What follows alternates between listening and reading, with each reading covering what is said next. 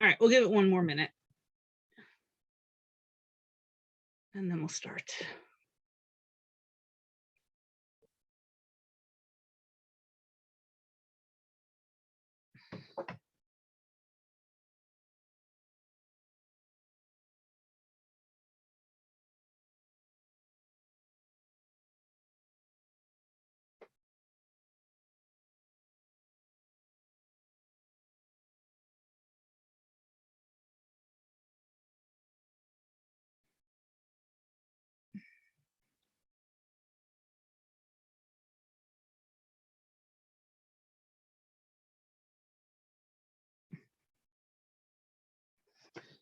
Okay, let's get started. So this is part 29 of our series on the first chapter of Sanhedrin. If anyone needs to contact me, I'm deborahclapper@gmail.com. Tonight's class is going to deal with several different topics. We're going to spend a bunch of time just sort of getting the background straight for each one, and then each topic is itself relatively short. The first topic, and these are each, we're going through the Mishnah in order. The Mishnah was a list of all the different things that you might need judges for and how many judges you need on each panel. And we're continuing through our list. The next items on our list are Neta Ravai and Ma'aser Sheni, which have some things in common and some things not in common. Let's just review what each one is. Neta Ravai first.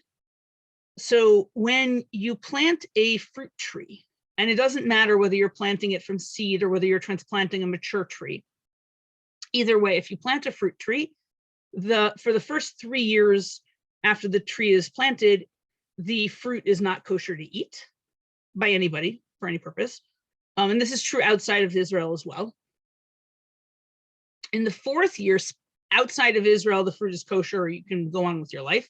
Inside Israel, and what I'm saying now is going to be true in the time when the temple was still standing.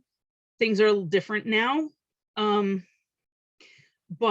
in the time when the temple was still standing, the fruit from the 4th year was to be eaten, but only in Yerushalayim and only when you were tahor, and the food was also tahor. And because the fruit might be fragile and there might be a lot of it, and you might live far away from Yerushalayim, you are allowed instead to sell the fruit, carry the money to Yerushalayim, buy different food with the money, and then all the status that attached originally to the 4th year fruit now attaches to whatever food you bought. It doesn't have to be fruit. You could buy steak, but whatever it is. And the part of that process we're interested in tonight is the process of selling the 4th year fruit, because you do, in the time when the temple is still standing, have to sell it for a fair, legitimate price. And in fact, if you sell it to yourself, we make you pay sort of an extra premium because we assume that you will give yourself a good deal. So we counterbalance that by making you pay an extra 25%. Today, incidentally, when we're redeeming things like this, we redeem it for the smallest possible amount of money, because the money is going to have to be destroyed because we don't have any way of properly consuming this fruit, because we used up the last ashes of the last para aduma almost 2,000 years ago, and we have no way of being tahor anymore. So because it's just going to waste anyway, we no longer pay fair price for this fruit. But this is talking about in the time when the temple was still standing, when there was still a possibility of doing things properly. You had to do a fair exchange of the fruit for an appropriate amount of money that was a fair price for it. Maaser Sheni ends up similar but starts out different. When you harvest your crops of, this is now, depending on who you're talking to, which Rishon you talk to, different crops, but at the very least, for sure, everyone agrees it applies to grain, so let's stick to that. And the Rabbanan, it should apply to basically all their food crops that grow from the ground too, but let's stick with grain for the moment.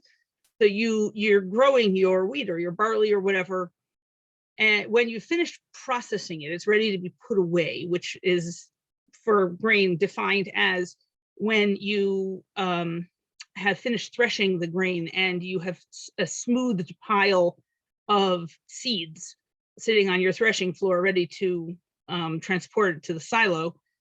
At that point, it becomes obligated in all of the different tithes.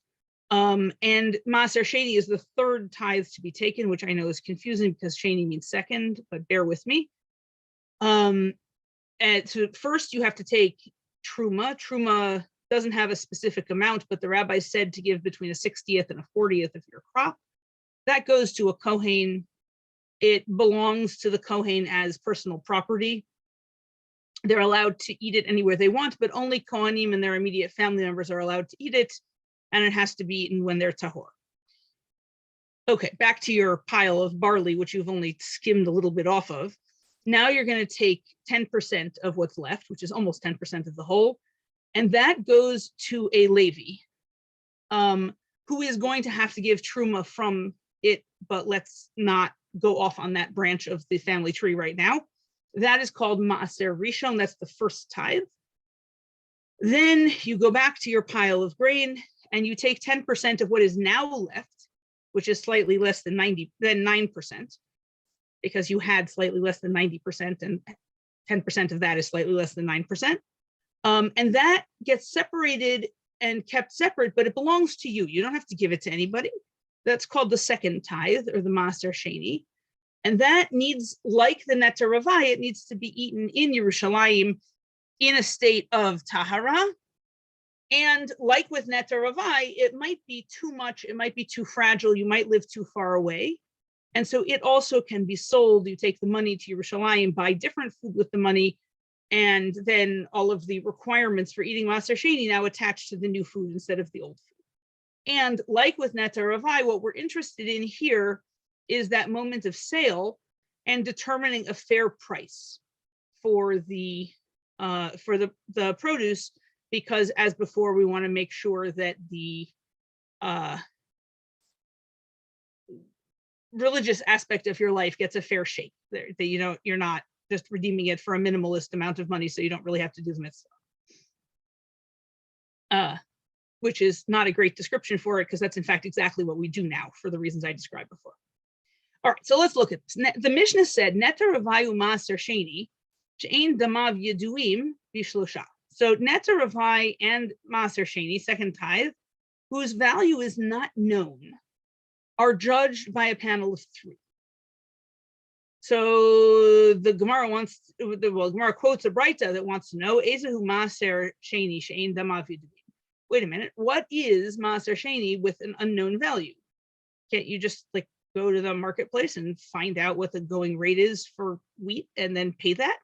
But why did we not know the value of this stuff? So the answer is it's Perot Shehir Kivu, it's rotten fruit. Probably not completely rotten, because then it wouldn't be food, but it's spoiling. V'yayin Shehi Cream, and wine that has is growing skin on top. Umaoche Chlidu, and coins that are corroding. So these are presumably the coins are coins that you previously exchanged for Maaser Sheni fruit, and now they're not going to the coins themselves are not going to survive long enough to go to Yerushalayim, so you need to exchange them for new coins. And in all 3 of these cases, it's not clear what they're worth, because they're not just a standard, that we're not dealing with an interchangeable commodity anymore. We're dealing with something that has been damaged partway, and someone needs to assess the damage in order to set a fair price. So now we have another Braita about how to deal with the situation. Tana Rabbanan, Ezehu Maaser Sheni she'ein damav yeduim. So, I'm sorry, wrong Braita. I didn't scroll down far enough. Tana Rabbanan, Maaser Sheni she'ein damav yeduim, hodino to bishlosha lukuchot. So Maaser Sheni that we don't know its value can be redeemed by 3 purchasers. Sounds like we don't, unlike a lot of the things on this list, we don't need trained judges here. It matters a lot more whether these people know what a spoiled strawberry sells for than whether they're experts in halacha. So we're going to go with expert shoppers over judges. Rashi says that these people have to actually be merchants. It's not clear to me that everybody agrees with that, but whoever they are, their expertise is in the area of buying and selling fruit, not in the area of law. But you can't have three who are not themselves customers. But the three who are customers, you can even include non-Jews among them. You can even include the owner of the fruit as one of the appraisers. It seems to me likely that when it says that the owner can be one of them, it means the owner, that you can't have all three of them be the owners. But I don't actually know that for sure, but it seems plausible that if we're worried about the owner giving themselves a good deal, having three owners isn't going to improve that situation much. Okay, by Rabbi Yirmiyah. Rabbi Yirmiyah asked, Shlosha umetilin letoch kis echad mahu. So if he said, if we have three purchasers, but they all dump their money into the same wallet, meaning they're partners in this business deal, they're combining their money to buy stuff. Mahu. So in that case, do these people count as three people, or do they count as one person? Because they're all making the purchase together with a shared pool of money. On the other hand, they're three humans. So we're going to try to figure that out. So Tashma, come in here. There's a source that might cast some light on this question. Ishu shtei nashav. If you have a man and he has two wives, hodin maser sheni shein damav yidun. Then this family of the man and two wives, that's three grown-up humans, they can together redeem maser sheni whose value isn't known. So I think at this point we're assuming that families share money, and that would be a case in which you have three people, but they use a common pool of money to do their shopping. So it ought to be similar to Rabbi Yirmiyah's case. And it ought to mean that, in fact, the answer to his question is we count them as three people. But the Gemara doesn't like that. It rejects it. Dilma kigon Rav Papa uvat Abasura. So, this anonymous man and his two wives that we've just named might have a family arrangement like the one of Rav Papa and the daughter of Abasura, who's his wife, who apparently Rav Papa and his wife kept separate finances. They didn't share their money. So since that's possible, the fact that you can have husband and wives that can sit together on a panel to decide the value of Maser Sheni does not prove that people who share money can, because maybe that man and his wives had a financial agreement similar to that of Rav Papa's family, and they don't share their money just because they're married. That doesn't have to mean that they share their money. And it's worth noting here that among other things, what that means is that the default settings that we get sometimes in the Gemara about whose money goes where inside marriage are just that, they're default settings. And a couple, or I guess in this case a triple, but we don't do that anymore, is entitled to make a different financial arrangement between husband and wife. There are certain things you can't do, right? The wife can't forgive the husband the responsibility to pay the ketubah. There are certain responsibilities that people have and you can't take them away. But in terms of things like, someone is supposed to support somebody else or whatever, that stuff is all just default settings, which is subject to making different plans, supposing everybody agrees to it. Okay, moving right along here. So that's the end of Netar Ravai and Maaser Sheni. On to our next category. The Mishnah said Hekdesh is assessed with 3. Hekdesh is a case where you have something which belongs to the temple, something's been sanctified, it's been made holy, but it's not a sacrifice. And in fact, the temple needs to get rid of it because, if I donate my dining room table and chairs to the temple has really no use for my dining room table and chairs. And what they're going to do is they have a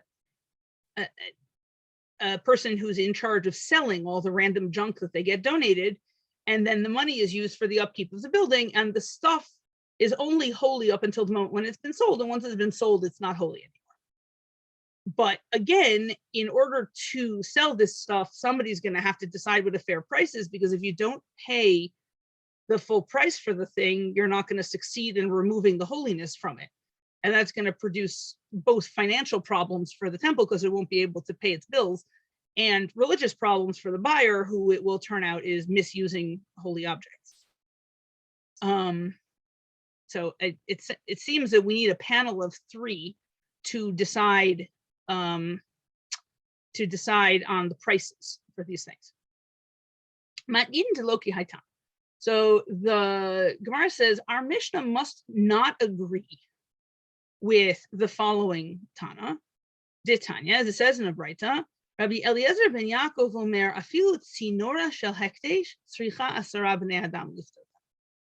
Rabbi Eliezer ben Yaakov says even a tzinora of hekdesh, and tzinora is a word which I have variously seen translated as hook, fork, poker, not clear. It's a small metal tool of some kind. And in here, the point seems to be that it's not especially difficult to assess or especially valuable. In any case, even a tzinora needs 10 people to redeem it. Right? Rabbi Eliezer ben Yaakov is not going to settle for the panel of 3 that we have in our Mishnah. He wants a panel of 10, even for the things that are easy or small. Amarle Rav Papa Abaye. So Rav Papa said to Abaye, Bishlam Rabbi Eliezer ben Yaakov Kedamar. Rav Papa said to Abaye, I understand what's going on with Rabbi Eliezer ben Yaakov, the one who says that you need a panel of 10 to decide on the value of the stuff. Because he presumably says like Shmuel. Now we're using a little bit of a time machine here to reverse things, because Rabbi Eliezer ben Yaakov is a Tana and Shmuel is a first generation Amora. So what he really means is because Shmuel agrees with Rabbi Eliezer ben Yaakov, not the other way around. It's a little like if I say, oh, look, Rashi agrees with me. Or Rashi's been, dead for 800 and something years. So I'm the one agreeing with Rashi, but people use that kind of language. In any case, Shmuel said, Damar Shmuel, Asara Kohanim Ketuvim B'Parsha. The passage, which is in the very last chapter of the book of Vayikra. So we're in Parshat Bechukotai at the very end of Vayikra. We will be reading this not as soon as you might think, because Pesach's going to get in the way, but in a bunch of weeks. And chapter 27 of Vayikra is devoted to things getting dedicated to the Beit HaMikdash or to the Mishkan in their time, and then being paid off for the support of the Mishkan, and the amounts of money associated with different things. The significant portion of the passage is dedicated to something called Erchin, which is valuations of humans. Those are preset. You don't need anybody to assess them, because the Torah says, here I am looking towards the beginning of chapter 27. For example, a man between the ages of 20 and 60 years old, his value is 50 shekels. Okay, and so for any particular gender and age combination, you just go down the Torah's spreadsheet here, and you find the right number. And if you said, I promise to give the value of so and so, then now you just mail your check for the amount. Well, you're giving shekels, you're giving pieces of silver, but whatever, you pay off the amount that's on the spreadsheet at the meeting of that age and that gender. But if you're donating something else, like for example, our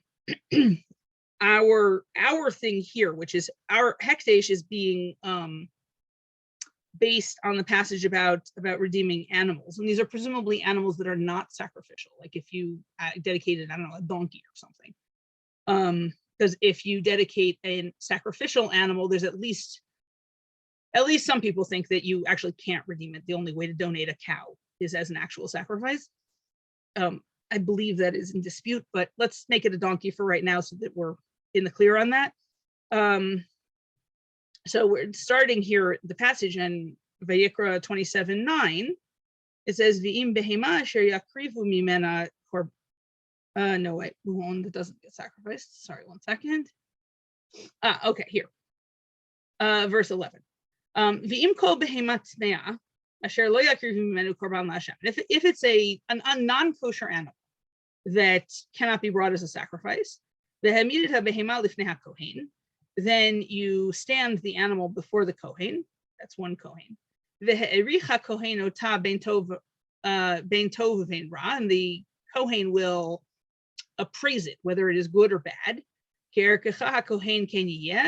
Like the assessment of the kohen, that's what it will be. That's 3 kohens so far. And if he's going to redeem it, then you have to add a 5th to its value. And fractions, by the way, in the Torah are always fractions of the result, not fractions of the starting number. So when we say a 5th, that means what we would call a quarter. Because if I pay 125, that 25 is a 5th of that. So I started with 100. I added a 5th of what I'm going to end up with, which is 25, and I end up with 125. The way that we talk about fractions in modern English, we would call that a quarter, because we use fractions of the starting number, not of the resulting number. In any case, there are 3 uses of the word kohen here in the description of the assessment of the animal, but in the whole passage, the word kohen appears 10 times. So Rav Papa says, I understand Rabbi Eliezer ben Yaakov and Shmuel. They're saying that you need 10 people to do the assessment. That's because the person doing the appraising in the chapter appears 10 times. Now, it would be more understandable if he said that we needed 10 Kohanim. No one seems to require that. But, excuse me, but at least the number. He says, I know where the number comes from. Ella, he says, Ella the Rabbanan, Shlosha minalahu, but where in the world do the rabbis get 3 from? From where do they get that you need a panel of 3 to make this decision? And if you say, Dichtiv behu shlosha, that in fact the word kohen appears 3 times about the animal that you're redeeming, which, as I said, that's the redemption of the animal that can't be offered as a sacrifice is the basis for all of our rules about the redemption of objects also. So that passage has the word kohen 3 times. So you could say, well, we just counted up the kohens in that passage, but that's not going to work. If you say it's because the word kohen appears 3 times about redeeming hekdesh, karkaot dichtiv behu arba tiski b'arba. In that case, the next passage in the Torah is about if you dedicated your real estate, your field. And in that passage, the word kohen appears 4 times. So if we're going to use this logic that we just go to the passage about this kind of redemption and we count up the number of times the word kohen appears, then we should have 4 on the panel to redeem real estate. So, and maybe you'll say, all right, that sounds good. Let's have 4 on the panel to redeem real estate. I don't have a problem with that. The problem is, alama tnan hakarkaot tisha v'kohen. So later on in our Mishnah, one of the next things that it says is that real estate is assessed with 10 people of whom one has to be a Kohen. Right? So 9 and a Kohen is the way they describe it. So they don't say 4. So it doesn't seem like the algorithm we're using to derive this number is the number of times that the word Kohen is said about that particular thing. So that can't be where it comes from. Elamai, rather instead, what is going on here? The mishalmi behu asara hekteshot. It must be that the reason why they require 10 for the redemption of real estate is because at that point in the passage, there have so far been 10 mentions of the word Kohen, counting the passages before it in the chapter. The problem with that is, but demishami behu shita, livu shita, but then in that case, then the previous passage, the one about redeeming animals, there are 3 mentions of Kohen, and there are 3 mentions of Kohen in the passage before it. So up until the end of the passage about animals, there have so far been a total of 6 mentions of the word Kohen. So if that's the algorithm we're using, we should say that we redeem Hekdesh with a panel of 6, not 3. So the Gemara throws up its hands. Kasha, sorry, okay, you're right. I don't have an answer. So in the end, we don't know midrashically where the Mishnah gets its combination of a panel of 3 for Hekdesh and a panel of 10 for real estate. Those 2 positions don't seem to be compatible with each other, and they seem to be presented as positions of the same time. Okay. Now, our next topic in the Mishnah is Erchin, as we mentioned. Except the Mishnah doesn't say Erchin, although that's all they quoted here. What it actually says is Erchin hamitaltal, or as we are going to consider pronouncing it later on, hamitaltal. So that should be either evaluations of portable things or portable evaluations or something like that. It doesn't sound like it is evaluations of humans. Usually metaltalin is objects. I believe the English legal term for movable property is chattel. But whatever, it's inanimate property that is small enough to be picked up and moved around. Okay, so the first thing the Gemara wants to know is my erchin hamitaltalin. What is that?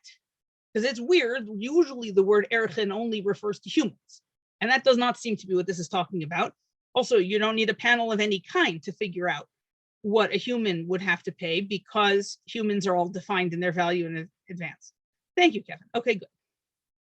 Which is, by the way, the use of the word chattel that way is confusing from a halachic perspective, because people talk about the way slavery was done in the United States as chattel slavery because humans were treated as property. But in halacha, for all that slavery is just as evil in Judaism as anywhere else, slavery is just evil, but it is different in the sense that slaves are treated legally as real estate and not as chattel. So that always sort of like triggers something in the back of my mind that like, no, that's not the right word. But I think in American law, they were treated not as real estate, but as property, which, considering the fact that they can be moved, makes a certain amount of sense. In any case, back to our topic. So the Gemara wants to know my erchin hamitaltalin. What are these erchin hamitaltalin, these movable erchin, or erchin of something movable? Amar Rav Gidol Amar Rav. Rav Gidol said in the name of Rav, Be'omer erech kli ze alai. Somebody says, it is my responsibility to pay the erech of this object, or this vessel. So you've used your vocabulary wrong, because erech is only supposed to describe the value of a human. There we have other words for the value of an object. You could say demei kli ze alai. That would be proper Mishnaic Hebrew. But you use the wrong words, but Rav Gidol says it works anyway. Damar Rav Gidol Amar Rav. Rav Gidol Amar Rav also said, "Haomer erech kli ze alai notein damav."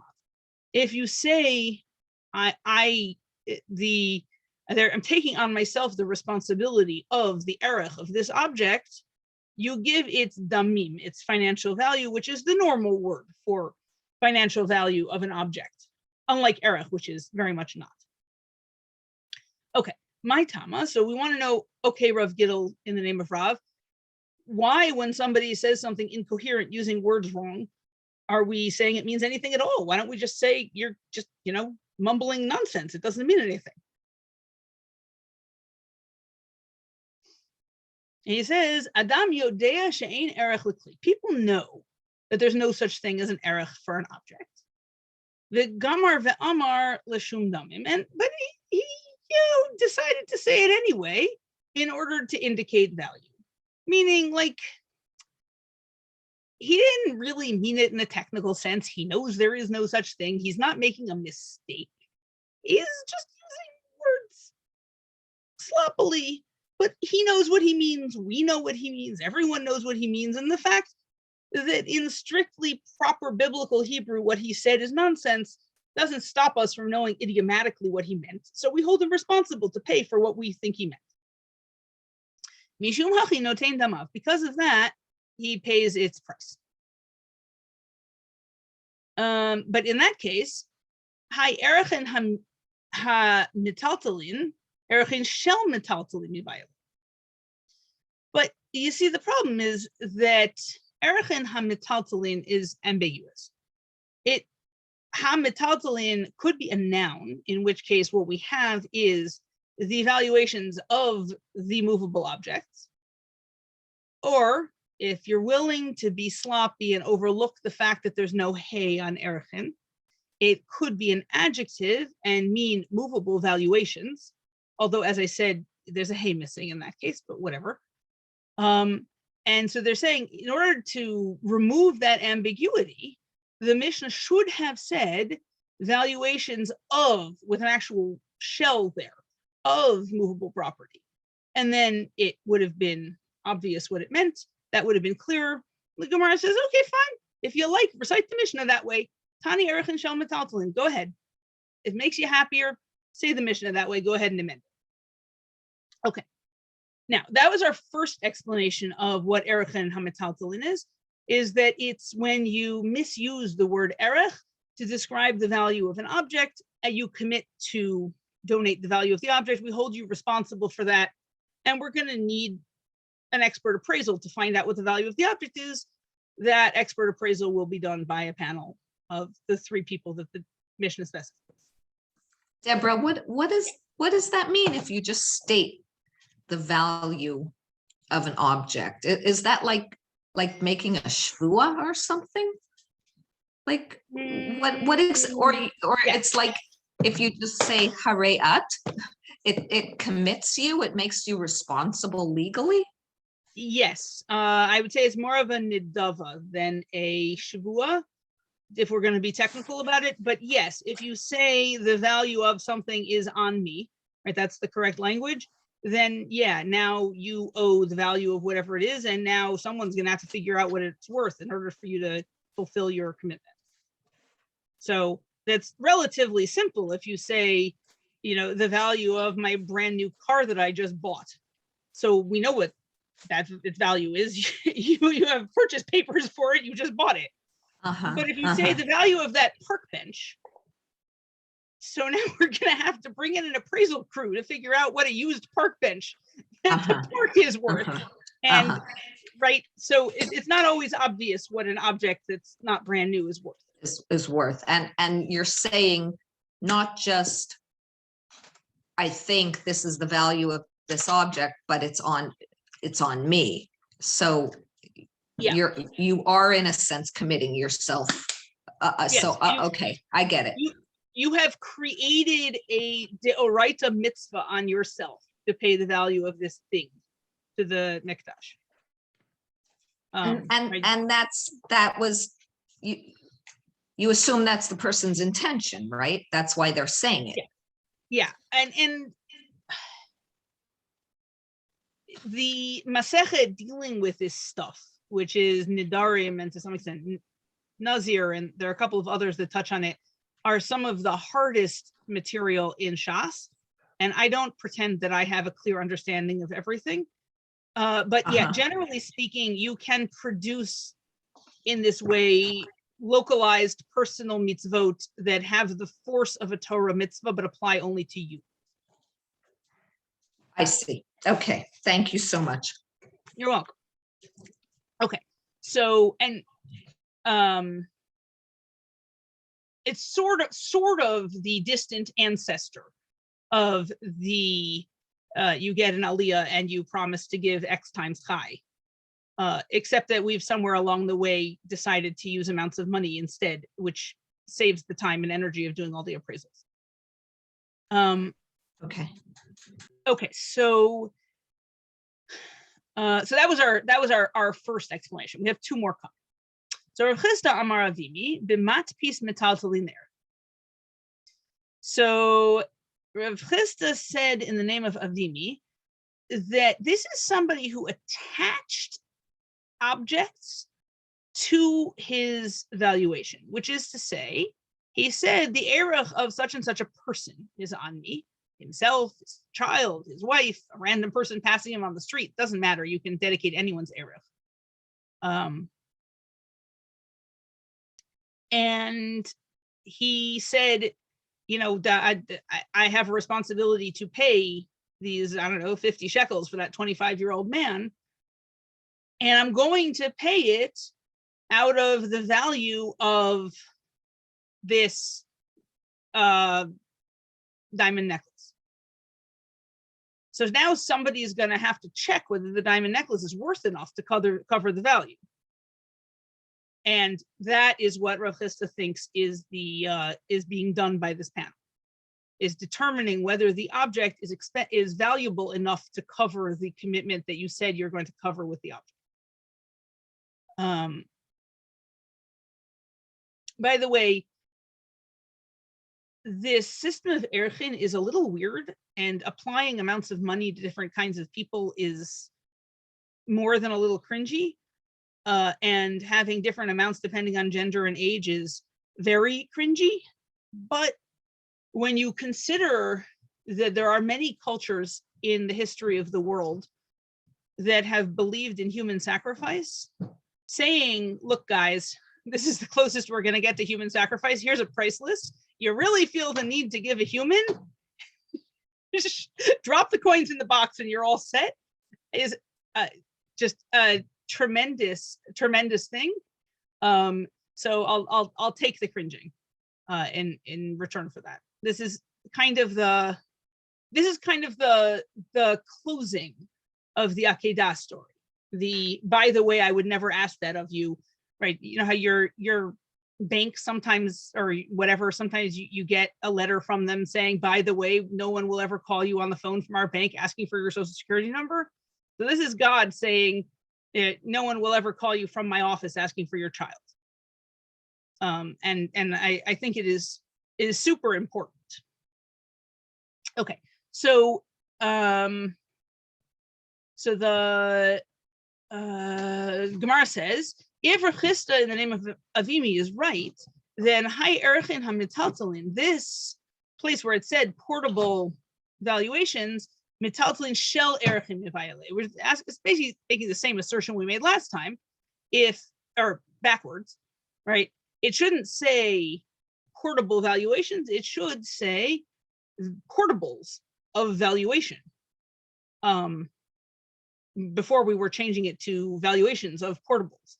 Now we're changing it to portables of valuations because we're using portable property to pay off a valuation. And so the Gemara says, okay, fine. If it makes you happier, Tani Metaltalin Shel Erchin. Go ahead, recite the Mishnah that way. Say portables of valuations.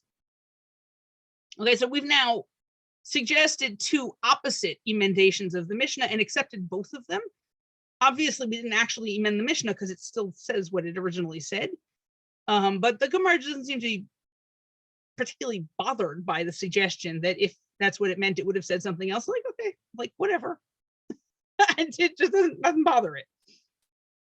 Okay, third explanation. So Rabbi Abahu says, "Be'omer erki alai." It's actually just a normal case of a person who says, "Erki alai, I will pay my own valuation." Ba Kohen ligbot mimenu, and the Kohen comes to collect from him.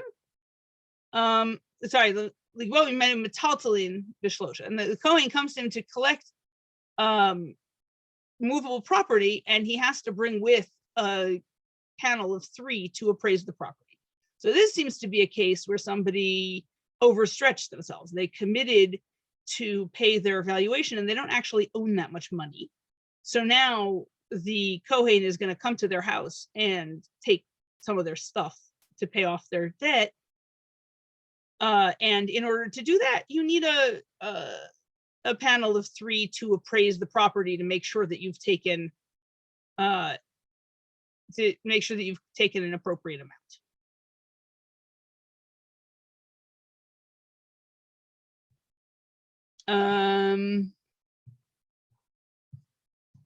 Okay. The next bit of the Mishnah was Karkaot Ba'asara, but we seem not quite done with the previous discussion. It's not clear to me whether, I think this piece may have been inserted in the wrong place in the Gemara. The little drop-in bits of Mishnah that tell you which piece of Mishnah you're discussing are not necessarily of the same age as the Gemara itself, and this one may have been dropped in the wrong place.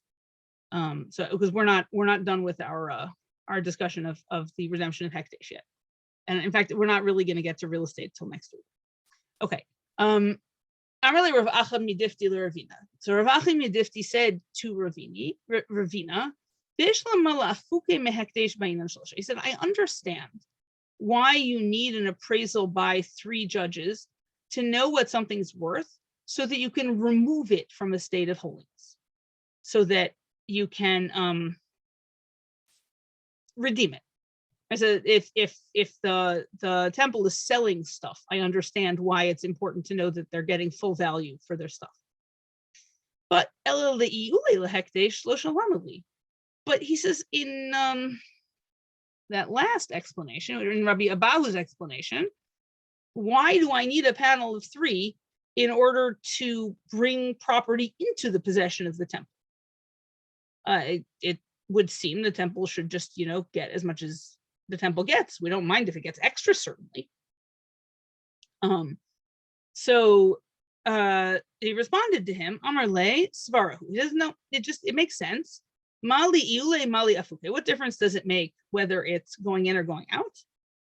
Afuke maitama. So what reason did I have for requiring an expert appraisal by a panel of 3 in order to remove something from the temple's property? That was Dilma Tali. Maybe if you have one person assess it, maybe you'll get the price wrong, and then the temple won't get its money, as we mentioned before, and the person who has redeemed it will think that they have a secular object that they can do whatever they want with, but in fact, the object is still holy because they haven't finished paying for it, and they're going to sin, and the temple won't have enough money, and it'll be bad on all sides. So he goes on, Iuli Nami Dilmatai. So for bringing stuff into the property of the temple, in the case that Rabbi Abahu said, where somebody commits their valuation and then they can't afford it. So in that case, also, if you send one person to do the appraisal, they might get it wrong. And the guy owes $1,000 and the appraiser you send only takes $850 worth of stuff. And now the temple can't pay its bills and the guy hasn't adequately paid his debt. And again, the guy who was supposed to pay it has a religious problem and the temple has a financial problem. And all the way around, you need to know that you're getting the right price in either direction. So we have a panel of 3 either way. Okay. Questions? Deborah, would you mind just repeating that last part about entering and leaving? Hekdesh is entering because you're dedicating it to be for the Beit HaMikdash. Correct. Entering means that an object that was previously secular is becoming holy, and leaving means that an object that was previously holy is becoming secular. And Rav Acha Midifti is saying, why do we care how accurate the appraisal is when we're collecting things from people? Because we should only care when we're selling things, then we want to make sure we get an adequate price. But if we're collecting things, we should just, collect whatever people donate. And Ravina says back to Rav Acha Midifti, yeah, but there are cases where somebody has committed an amount of value. They didn't commit their couch, they committed an amount of money, and you need to make sure that the couch is worth enough money when you seize it, because otherwise the temple's not getting its proper value out of the situation. So people say, I dedicate $1,000 to the Beit HaMikdash, and you can take my couch in place of that $1,000. They could do that. That was option number 2 here, where somebody dedicated their value and they asked for it to be taken from a particular object. Or it could be option number 3, where somebody just dedicated their value. They were planning to pay with money and now they don't have any money. And so it's not that a specific object has been dedicated. It's more that the temple treasurer gets to sift through your belongings and decide what to take. Okay, and because you actually say, see, again, everything comes down to the verbal thing that becomes your commitment, your halachic responsibility. It's because you said, I am hereby donating X amount to the Beit HaMikdash, that it becomes a legal responsibility. And that's why they have to check on the accuracy. Well, like on how much it's worth, because you committed yourself to the Beit HaMikdash. So it becomes a Correct. legal transaction. I see. There's a secular parallel in that if I owe you money because I borrowed money from you, or because I'm in the middle of buying something from you and I didn't pay you properly or whatever, and I don't have any money, the court can also appraise my property then and give you some of my stuff. But in that case, there's no metaphysical problem. There's just a financial problem. So this is slightly more complicated, but otherwise it's sort of parallel. Okay.